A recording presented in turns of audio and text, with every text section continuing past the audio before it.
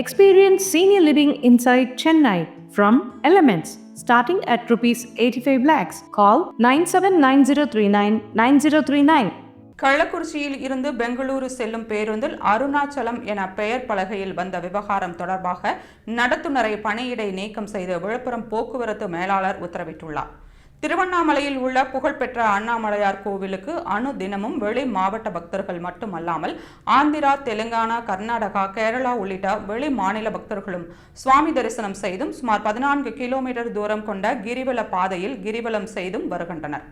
இந்நிலையில் தெலுங்கானா மற்றும் ஆந்திரா பகுதியைச் சேர்ந்த பக்தர்கள் பேருந்துகளில் பயணிக்கும் போது அவர்கள் திருவண்ணாமலை என்று கூறுவதற்கு பதிலாக அருணாச்சலம் என்று கூறி பயணம் செய்ததால் கள்ளக்குறிச்சி மற்றும் திருவண்ணாமலையிலிருந்து இயக்கப்படும் பேருந்துகளில் தெலுங்கானா மற்றும் ஆந்திர பக்தர்கள் எளிதில் புரிந்து கொள்ளும் வகையில் அருணாச்சலம் என ஸ்டிக்கர் ஒட்டியும் பேருந்தில் உள்ள டிஜிட்டல் போர்டில் அருணாச்சலம் என குறிப்பிட்டும் பேருந்துகள் இயக்கப்பட்டு வருகிறது.